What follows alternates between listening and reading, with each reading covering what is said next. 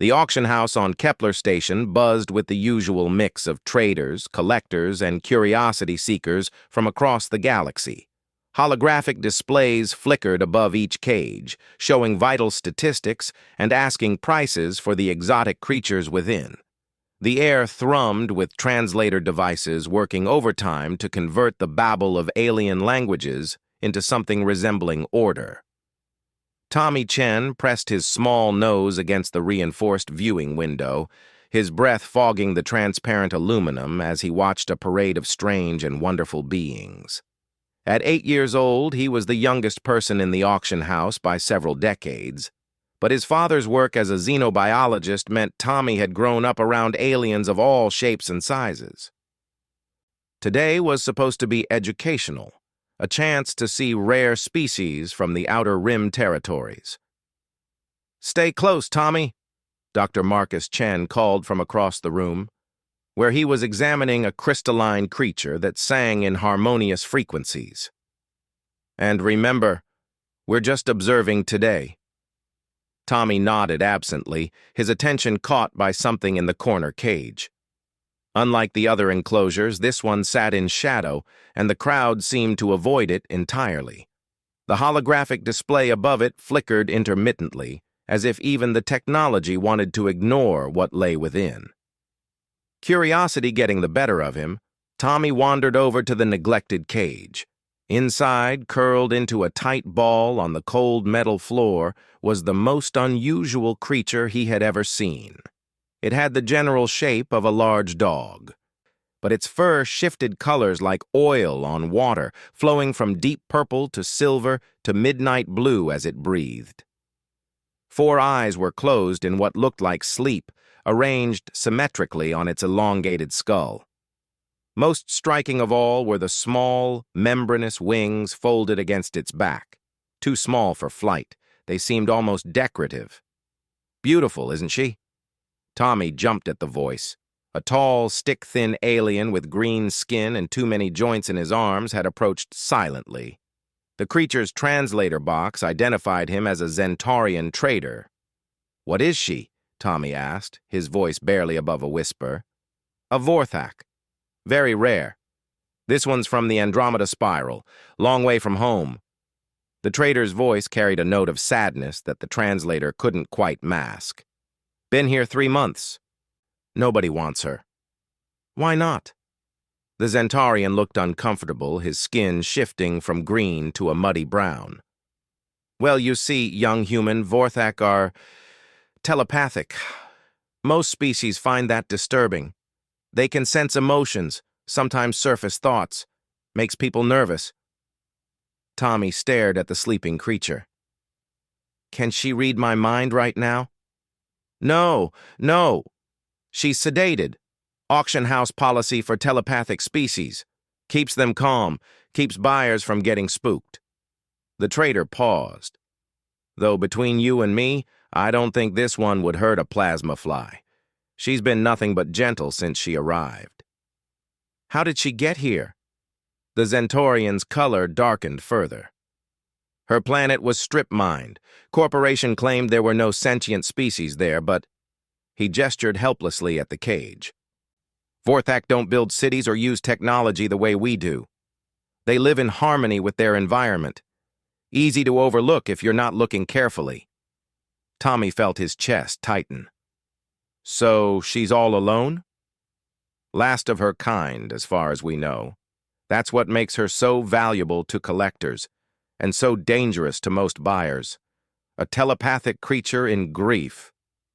The trader shuddered. The auction house's announcement system crackled to life, calling lot numbers in a dozen languages. The Zentaurian checked his datapad and sighed. "That's her number. Time for the show." Tommy watched as 2 automated handlers emerged from the walls and carefully moved the Vorthak's cage onto a floating platform. The creature stirred slightly as the platform began to move, but her eyes remained closed. The sedation was strong. The auction platform rose to the center of the main floor, surrounded by tiered seating filled with potential buyers. Tommy found a spot in the front row, his father joining him moments later. "What's this one, Tommy?"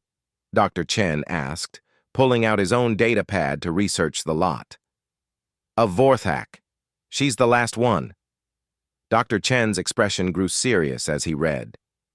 "Telepathic. Class 7 intelligence rating. Says here she's been in captivity for over a year." He looked at the cage with professional interest mixed with genuine sympathy. Poor thing. The auctioneer, a heavily cybernetically enhanced human, began his pitch. "Lot 847, juvenile Vorthak from the Andromeda Spiral. Extremely rare, possibly unique, telepathic abilities confirmed, intelligence testing inconclusive due to emotional distress. Bidding starts at 50,000 galactic credits." Silence filled the auction house. Tommy could see potential buyers shifting uncomfortably in their seats, some actually leaving their spots to examine other lots. 40,000? The auctioneer tried. Still nothing. Dr. Chen leaned over to Tommy. "Telepaths are difficult to care for. Most people don't want something that can sense their emotions. It's too invasive, too personal." 30,000? The auctioneer's voice carried a note of desperation. "This is a xenobiologist's dream, people. A chance to study a completely unique neural structure." A few hands went up half-heartedly, but fell quickly when the bidding reached 35,000. The buyers were clearly uncomfortable, their body language screaming rejection. 25,000. Surely someone recognizes the scientific value here? One hand, from a Krelian in expensive robes. Tommy had seen Krelians before. They were known for their exotic pet collections and their less-than-stellar treatment of said pets. 25,000 to the gentleman in Section 7. Do I hear 30? Tommy watched the Krelian's face, noting the calculating look in his compound eyes. This wasn't someone who wanted to care for the Vorthak. This was someone who saw a bargain on a conversation piece. "Dad?" Tommy whispered urgently. "That Krelian doesn't want to help her. He just wants to own something rare."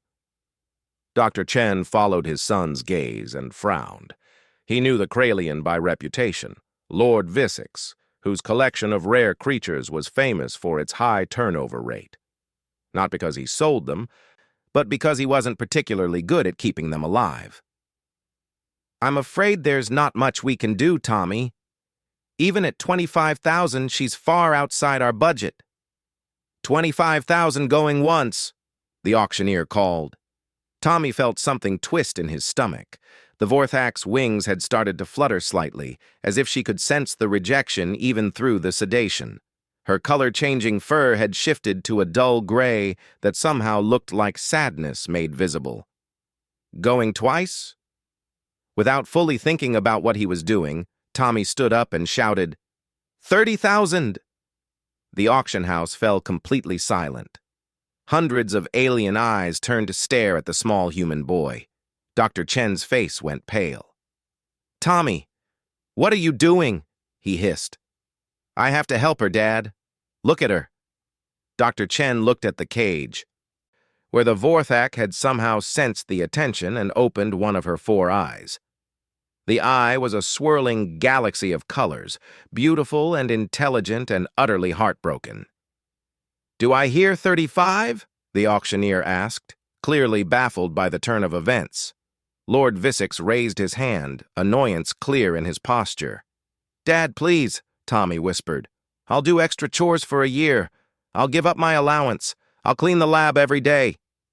Dr. Chen stared at his son, seeing a determination he'd never witnessed before. Tommy was usually a quiet, thoughtful child, but there was something fierce in his eyes now. 35,000 to Lord Vissix. Do I hear 40? The Zentorian trader from earlier had somehow made his way over to their seats. "Dr. Chen, if I may, I've been watching this particular creature for months. She's special. There's an intelligence there, a depth of emotion that's rare even among telepaths. If someone doesn't take her who actually cares—" He didn't finish the sentence, but his meaning was clear. Dr. Chen closed his eyes, undoubtedly calculating the financial impossibility of what his son was asking. Then he looked at the Vorthak again, who now had all four eyes open and fixed directly on Tommy. The creature's fur had shifted to a pale, hopeful blue. 40,000, Dr. Chen called out, his voice carrying across the auction house. Tommy grabbed his father's hand, squeezing tight. Thank you, Dad. Lord Vissix's irritation was palpable as he raised his hand again.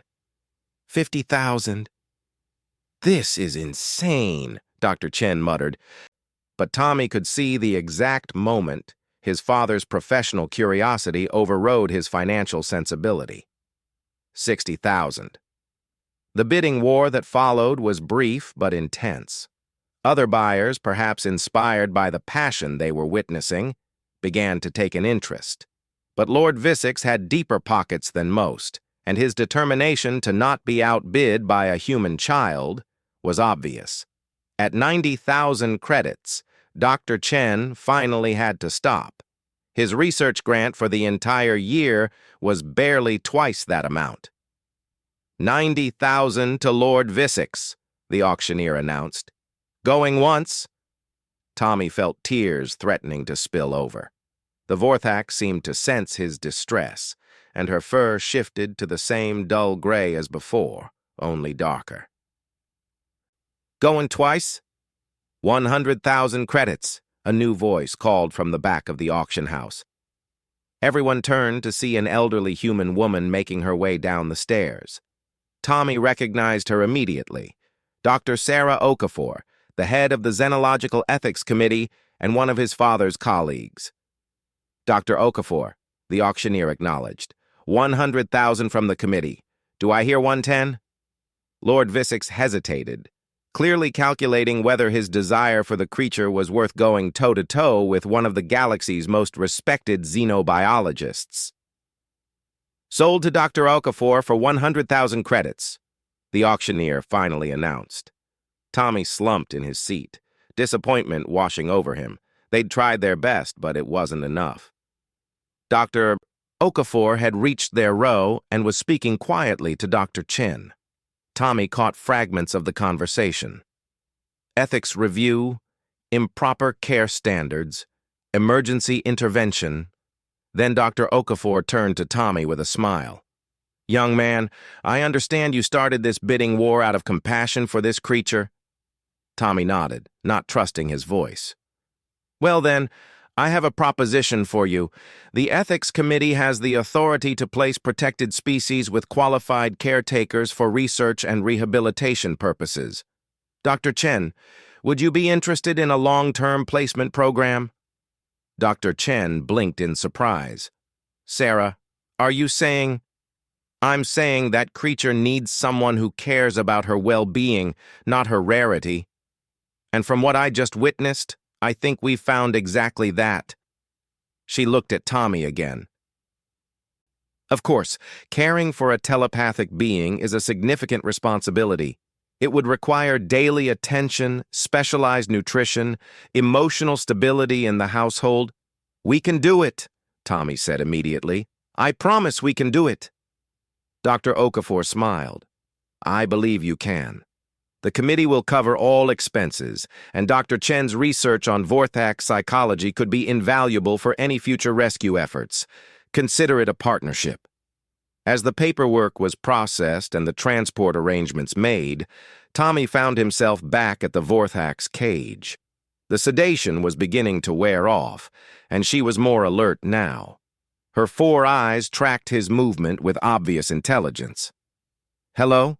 Tommy whispered, pressing his hand against the cage. My name's Tommy. You're going to come home with us. The Vorthak moved slowly to the front of the cage, pressing her own paw against the barrier opposite Tommy's hand. Her fur shifted through a rainbow of colors before settling on a warm golden hue that somehow felt like gratitude. For just a moment, Tommy felt something brush against the edges of his mind. Not words, but emotions. Loneliness, fear, and pain. Yes, but also something new. Hope. And underneath it all, a presence that felt ancient and wise and incredibly gentle. Dr. Chen joined them at the cage carrying the transfer documents. "Well, Tommy, looks like we're going to learn together how to care for Earth's first Vorthak resident." "What should we name her?" Tommy asked. They both studied the creature, who was now sitting upright and alert. Her wings were spread slightly, catching the light and revealing intricate patterns that looked almost like constellations. "She's beautiful," Dr. Chen observed. "And those wing patterns? They look like star maps."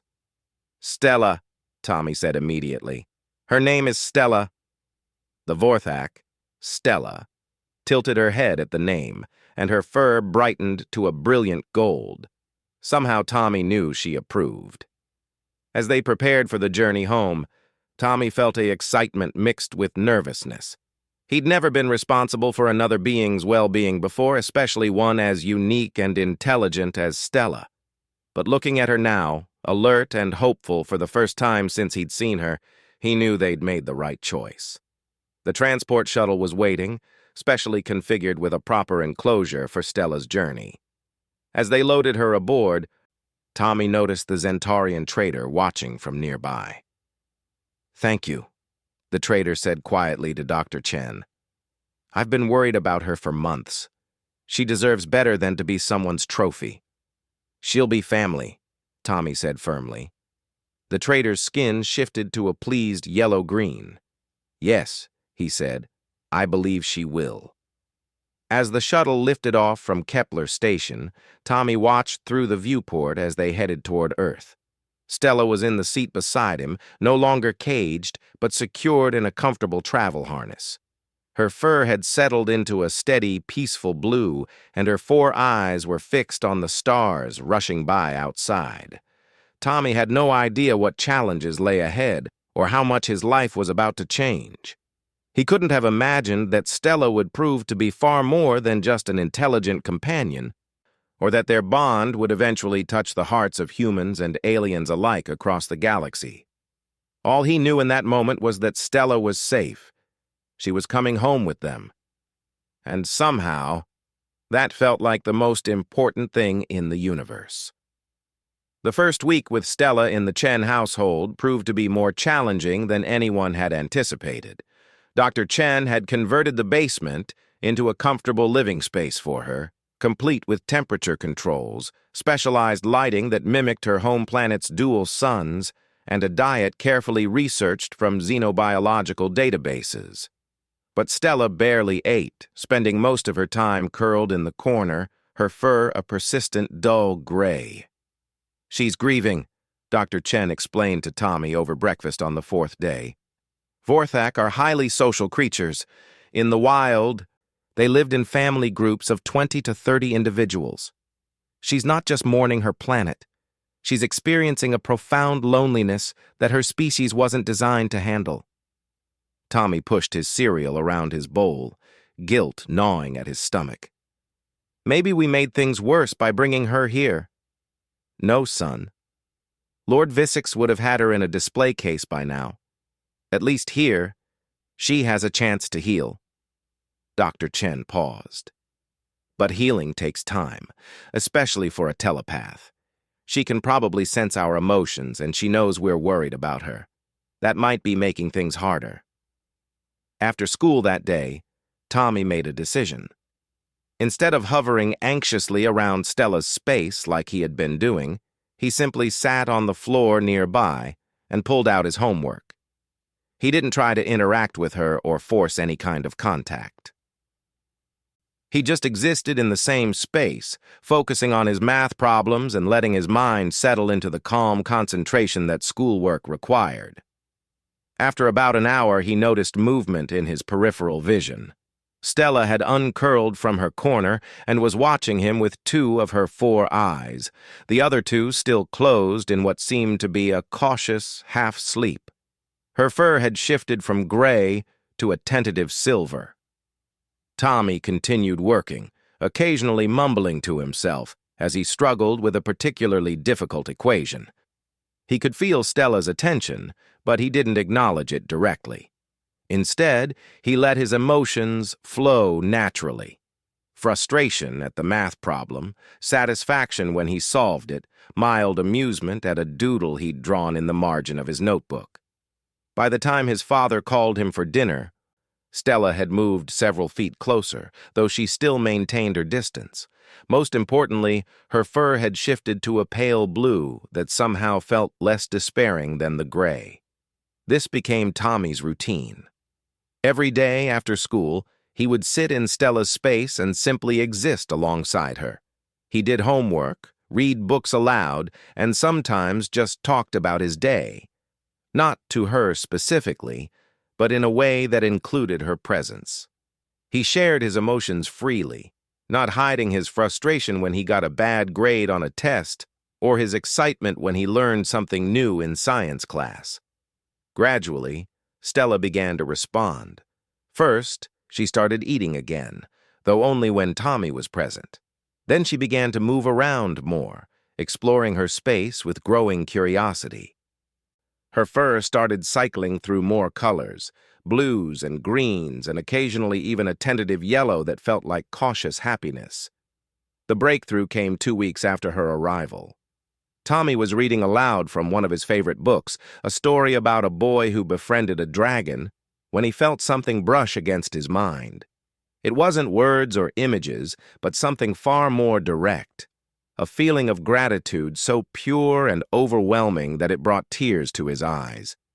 He looked up to find Stella sitting just a few feet away, all 4 eyes focused on him with an intensity that was both alien and utterly familiar.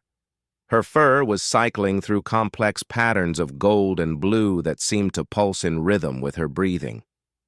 "Hello, Stella," Tommy said softly, and the feeling of gratitude intensified, accompanied by something that felt unmistakably like affection. From that day forward, their bond deepened rapidly. Stella began following Tommy around the house, always maintaining a respectful distance, but clearly wanting to be near him. She would sit outside his bedroom door while he slept, and Dr. Chen often found them both asleep in the basement, Tommy curled up with a blanket while Stella kept watch nearby. Dr. Chen documented everything meticulously, and what he discovered astonished him. Stella's intelligence was far beyond what the initial assessments had suggested. She could understand complex conversations, even when the participants spoke multiple languages. She seemed to grasp mathematical concepts when Tommy did his homework, responding to equations with fur patterns that corresponded to correct and incorrect answers. More remarkably, she appeared to be learning English. Not speaking it, her vocal cords weren't designed for human language, but understanding it at a level that suggested true comprehension rather than just emotional telepathy. "Tommy," Dr. Chen said one evening as they watched Stella carefully arrange Tommy's books in order of size, "I think she's been trying to communicate with us in ways we haven't recognized." "What do you mean?" "Watch her fur patterns. I've been recording them and I'm starting to see repetitions, consistent color changes that seem to correspond to specific concepts." Dr. Chen pulled up his tablet, showing a complex chart. "Look, this golden spiral pattern appears every time you enter the room. This blue shimmer happens when she wants food, and this," he pointed to a recording of deep purple waves. "This one appears whenever she's trying to show us something important." Tommy studied the patterns with growing excitement. "It's like she has her own language." "Exactly.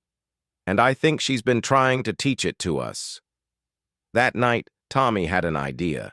He gathered art supplies, colored pencils, markers, paints, and brought them to Stella's space. She watched with intense curiosity as he laid out the materials. "Stella," he said, "can you show me your colors on paper?" For a moment, nothing happened. Then Stella approached the art supplies cautiously, her fur cycling through several patterns before settling on a questioning silver.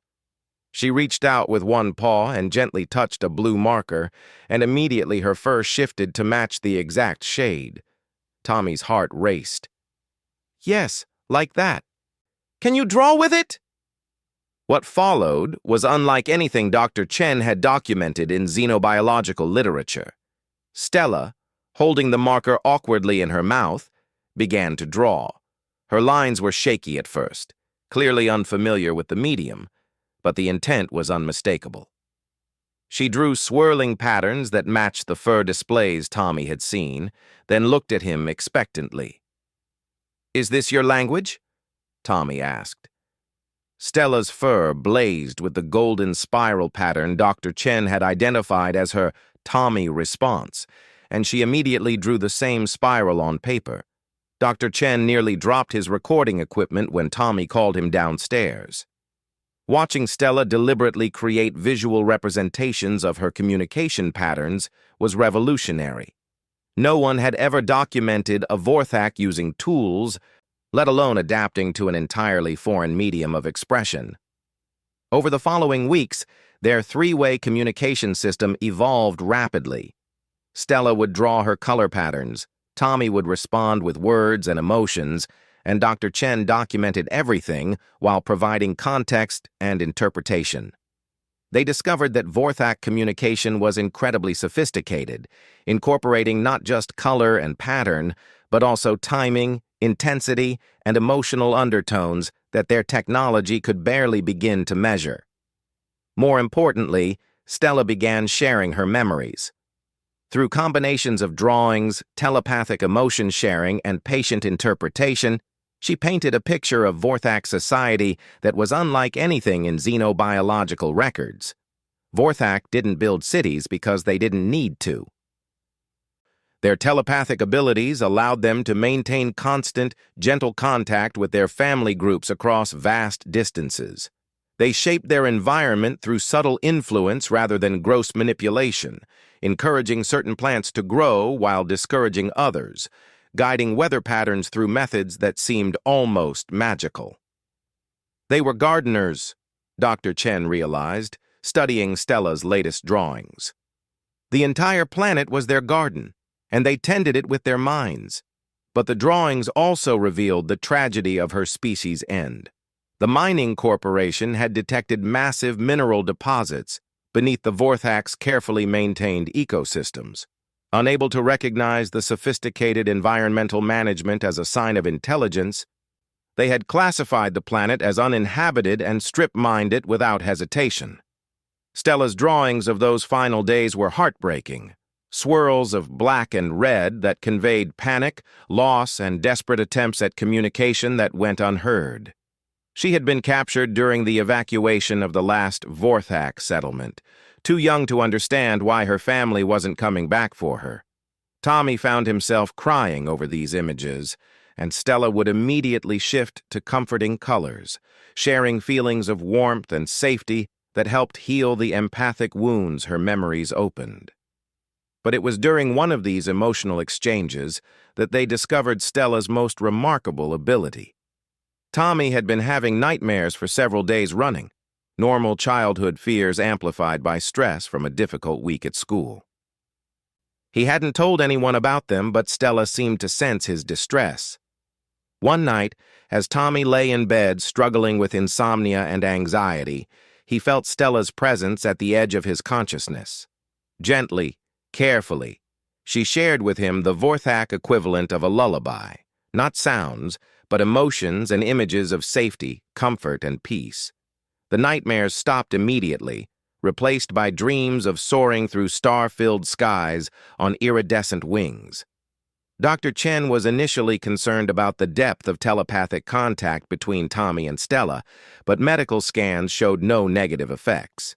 If anything, Tommy seemed calmer and more focused than before, as if Stella's emotional stability was somehow balancing his own developing emotional patterns. Word of their breakthrough began to spread through the xenobiological community. Dr. Okafor visited regularly, documenting their communication system for the Ethics Committee's files. Other researchers requested permission to study Stella, though Tommy was fiercely protective of her comfort levels and refused any request that might cause her stress. The media attention that followed was inevitable, but carefully managed. Dr. Chen gave interviews describing the scientific implications of their work, while Tommy and Stella remained largely out of the public eye. Still, news of the telepathic alien who could draw and the 8-year-old boy who had saved her from auction began to spread beyond academic circles. It was during this period that they received an unexpected visitor. Captain Maria Santos of the Galactic Wildlife Protection Service arrived at their home on a rainy Thursday evening, her expression serious and slightly apologetic. "Dr. Chen, Tommy," she said, accepting a cup of coffee and settling into their living room chair, "I need to talk to you about Stella." Tommy immediately felt a spike of protective anxiety. "She's not in trouble, is she? She hasn't done anything wrong?" Captain Santos smiled reassuringly. "Nothing like that. In fact, it's quite the opposite. We've been monitoring your work with her, and we've received some unusual communications through our deep space monitoring stations." Dr. Chen leaned forward. "What kind of communications?" "Vorthak communications.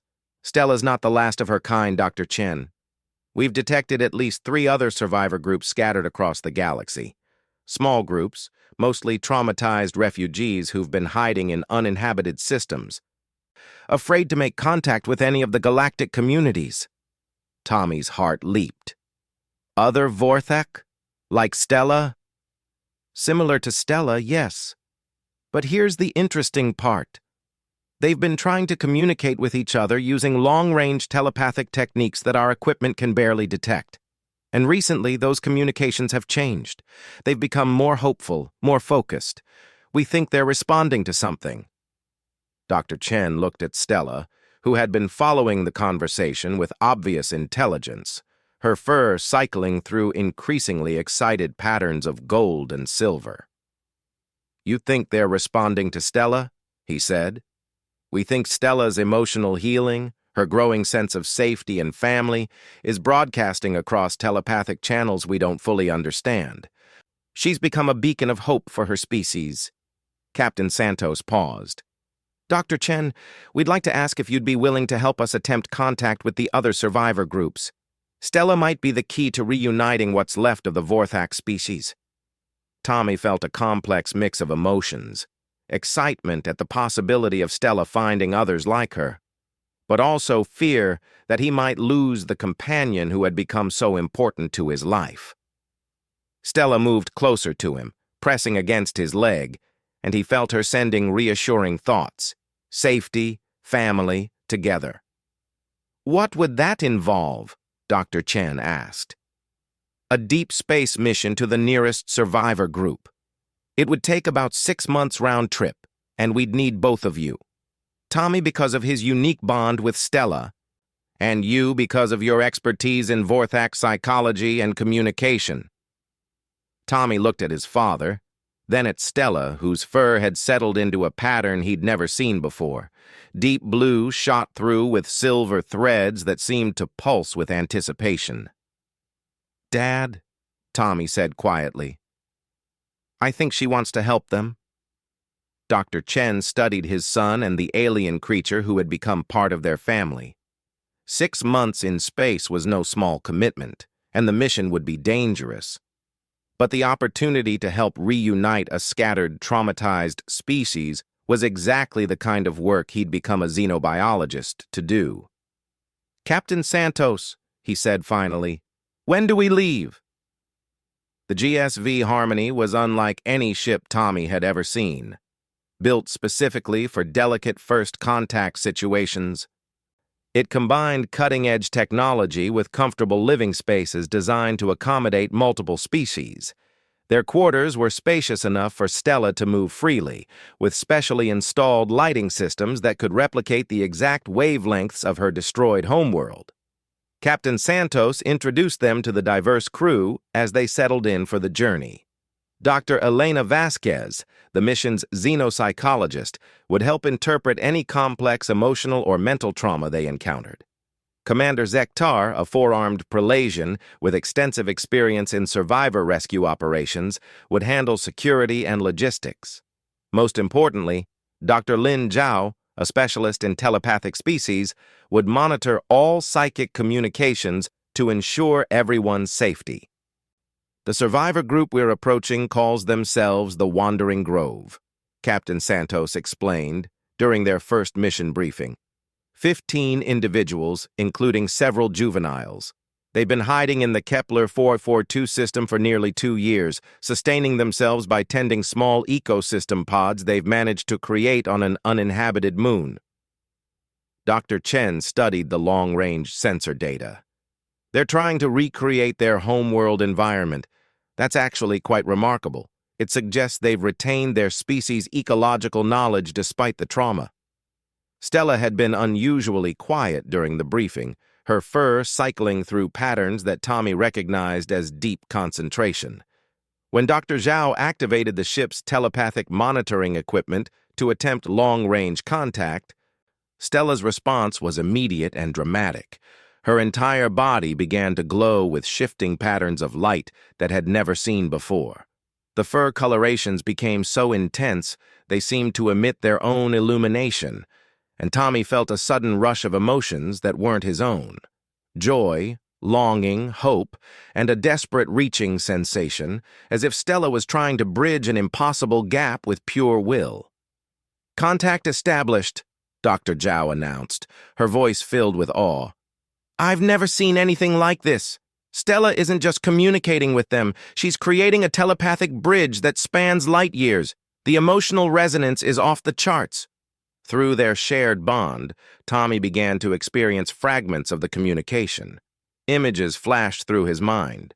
Other creatures like Stella huddled together on a barren moonscape, their own fur patterns flashing in response to the contact.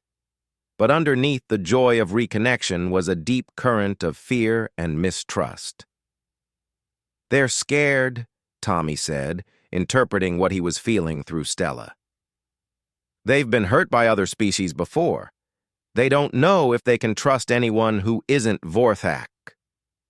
This proved to be the mission's first major challenge. The Wandering Grove had survived by avoiding all contact with other sentient species, living in constant fear of another attack like the one that had destroyed their world. Even though they could sense Stella's presence and emotional state, the fact that she was traveling with aliens made them extremely cautious. Dr. Vasquez suggested a gradual approach. Rather than attempting direct contact, they would establish orbit around the moon and allow Stella to maintain long-range communication while the survivors grew accustomed to the presence of the rescue ship. For 3 days, Stella spent hours in deep telepathic communication with her people.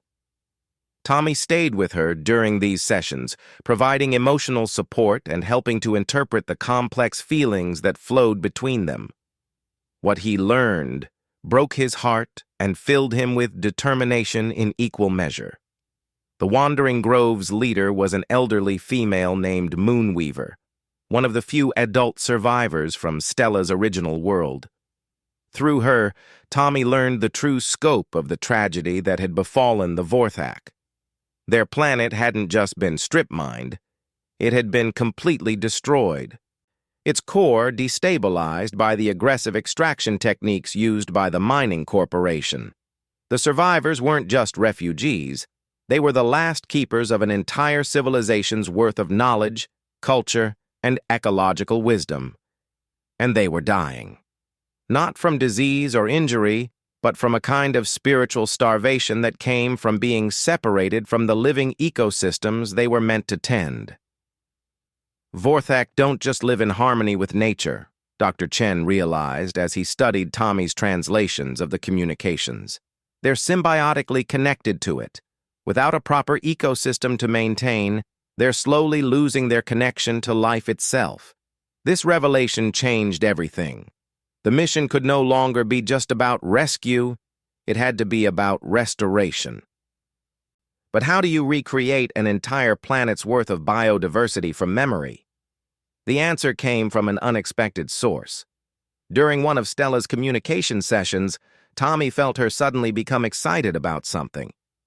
Her fur blazed with patterns of discovery and hope as she shared rapid bursts of information with the Wandering Grove. "Tommy, what's happening?" Dr. Chen asked, watching his son's face cycle through expressions of confusion, amazement, and growing excitement. "She remembered something," Tommy said breathlessly. "Before their planet was destroyed, the Vorthak created seed pods, not just plant seeds, but entire ecosystem templates stored in crystalline structures. They hid them throughout the galaxy, in case something like this ever happened." Captain Santos leaned forward. "Stored where?" Tommy closed his eyes, focusing on the stream of information flowing through his connection with Stella. "Everywhere. Inside asteroids, buried on uninhabited moons, even integrated into some space stations. The Vorthak have been secretly planting the seeds of new worlds for thousands of years."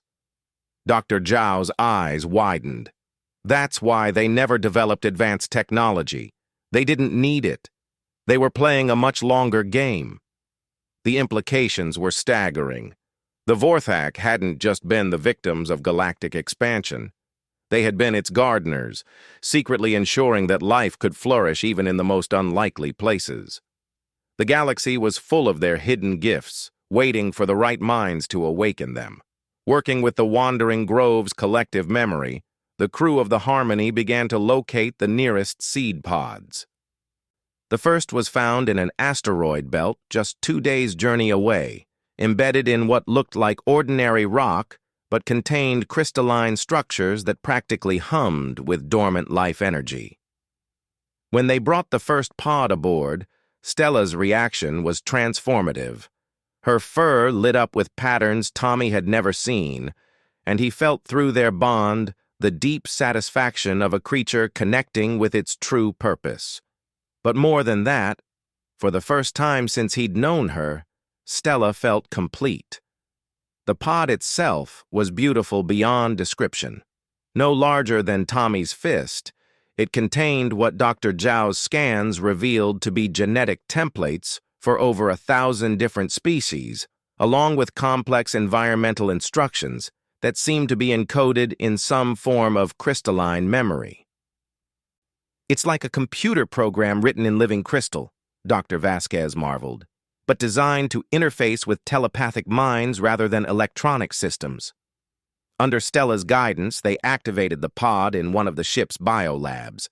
What happened next would be talked about in xenobiological circles for generations to come. The crystal dissolved into what looked like liquid starlight, spreading across a prepared growth medium and immediately beginning to take shape. First came the soil, not mere dirt, but a living matrix of microorganisms and mineral combinations that seemed to breathe with its own rhythm. Then plants began to emerge, not growing, but unfolding like flowers blooming in fast forward. Trees, grasses, flowering vines, and species that had no equivalent in Earth biology all took their places in a perfectly balanced ecosystem that established itself in just under 6 hours. But the true miracle happened when Stella entered the completed habitat. As her paws touched the soil, the entire ecosystem responded. Colors became more vibrant, growth accelerated, and a sense of profound rightness filled the space. This wasn't just gardening. It was a form of biological music, with Stella as both conductor and instrument. "My God," Dr. Chen whispered, recording everything. "She's not just tending to plants. She's communicating with the entire ecosystem, helping it optimize itself." Tommy, standing beside Stella in the habitat, felt the communication as a gentle background hum in his mind. Every plant, every microorganism, every tiny part of the ecosystem was connected to every other part, and Stella was facilitating that connection with her telepathic abilities. The news of their discovery sent shockwaves through the galactic community. The Wandering Grove, seeing their ancestral purpose being fulfilled, finally agreed to come aboard the Harmony.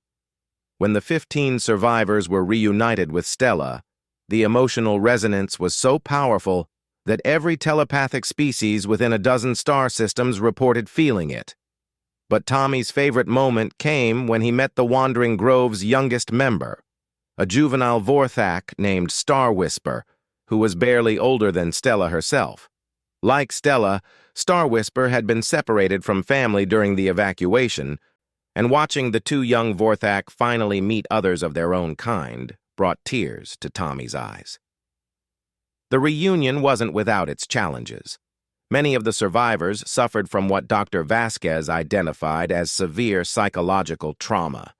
They had lived in constant fear for so long that adapting to safety and hope proved difficult. Some struggled with the idea of working alongside other species, their trust broken by the destruction of their world. It was Tommy who suggested the solution. Working with Dr. Chen and Captain Santos, they developed a gradual integration program.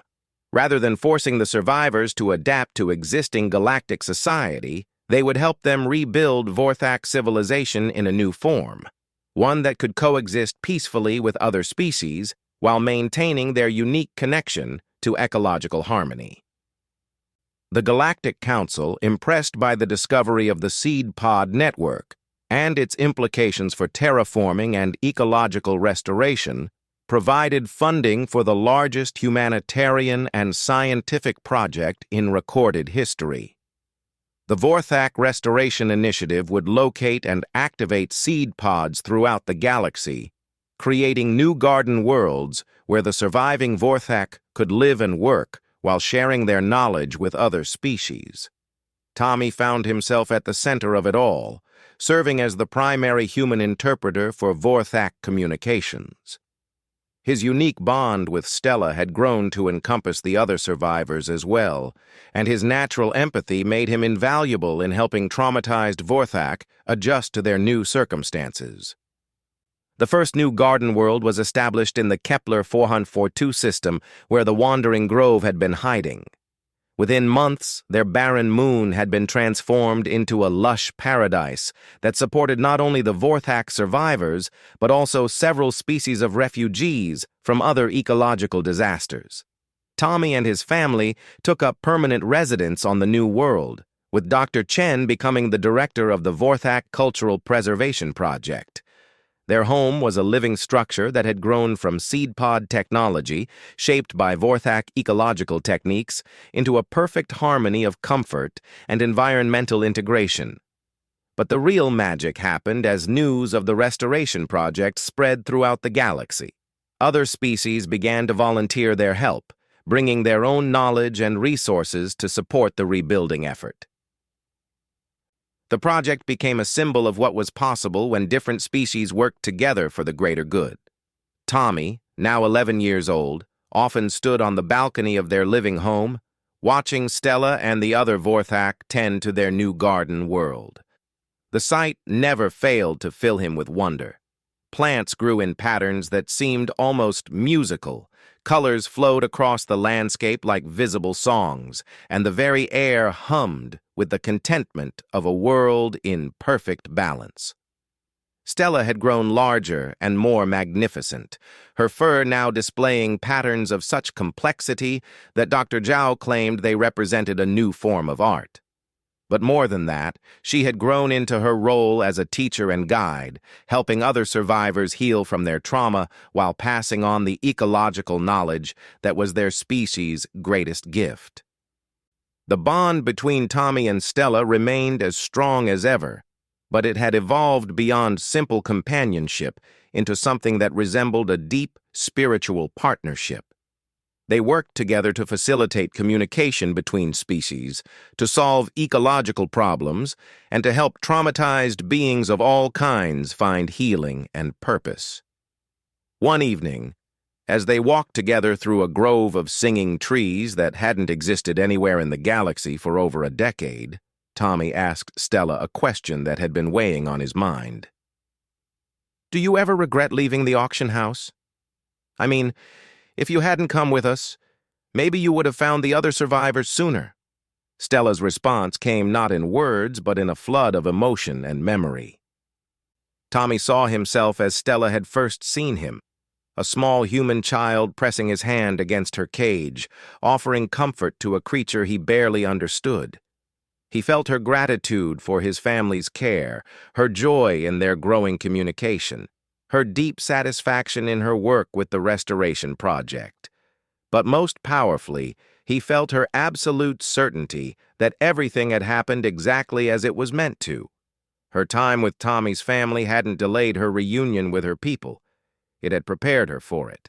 Learning to trust again, to communicate across species barriers, to find hope in the darkest circumstances, all of these had been necessary before she could help lead her people into their new future.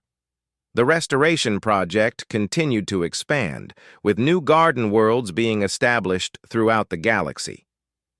Each one became a center of learning and cooperation, where different species could study Vorthak ecological techniques while contributing their own knowledge and skills. Tommy grew up surrounded by beings from dozens of worlds, all united by their commitment to healing the wounds left by galactic expansion and creating a more harmonious future. He became fluent in 7 alien languages and developed telepathic abilities that, while not as strong as the Vorthaks, allowed him to facilitate communication between species that had never been able to understand each other before. By the time he reached adulthood, the boy who had once impulsively bid on a spurned alien at an auction house had become one of the galaxy's most respected ambassadors for interspecies cooperation. Universities across known space offered him positions. Governments sought his advice on ecological policy, and reporters followed his work with fascination. But Tommy remained grounded in the simple truth that had started it all. Sometimes the most important thing you can do is offer compassion to someone who needs it, regardless of how different they might seem. Stella, now fully mature and recognized as one of the great Vorthak ecological masters, often accompanied Tommy on his diplomatic missions. Their partnership had become legendary throughout the galaxy, proof that understanding and friendship could bridge any gap between species. The story of their bond inspired countless others to look beyond surface differences and see the common threads that connected all sentient life. Orphanages reported increases in adoptions, refugee assistance programs saw surges in volunteers, and a new generation of xenobiologists dedicated themselves to understanding rather than exploiting alien species. Dr. Chen, now in his 60s, published a comprehensive study on human Vorthak communication that became required reading in schools throughout human space. But his proudest moment came when Tommy was awarded the Galactic Peace Prize for his work in promoting interspecies understanding. As Tommy stood before the assembled delegates from hundreds of worlds, Stella beside him on the grand stage, he thought back to that day at the auction house when everything had started. A frightened, grieving creature in a cage, spurned by buyers who saw only strangeness and inconvenience. A small boy who had simply wanted to help. "The future of our galaxy," Tommy said in his acceptance speech, "lies not in the expansion of any single species, but in our ability to recognize the value and dignity of all forms of life. Every being we meet carries within them gifts that can enrich us all, if we have the wisdom to listen and the courage to care." In the audience, representatives from every known species rose to their feet in applause. The sound echoed through the vast assembly hall, but to Tommy it sounded like something else, like the gentle hum of a garden world in perfect harmony, where all life flourished together. Stella's fur blazed with patterns of joy and pride, and through their bond, Tommy felt her deep satisfaction. Not just in their personal achievements, but in knowing that across the galaxy, on dozens of garden worlds, Vorthak and aliens worked side by side to heal damaged ecosystems and create new possibilities for life. The boy and the alien who had found each other in the darkest of circumstances had indeed touched every heart, proving that compassion knows no species boundaries and that the smallest acts of kindness can reshape entire galaxies. As they walked off the stage together, Tommy felt Stella's quiet contentment mixing with his own. Tomorrow they would return to their garden world, where new seeds waited to be planted and new friendships waited to be forged. The work of healing the galaxy would continue, one world and one heart at a time.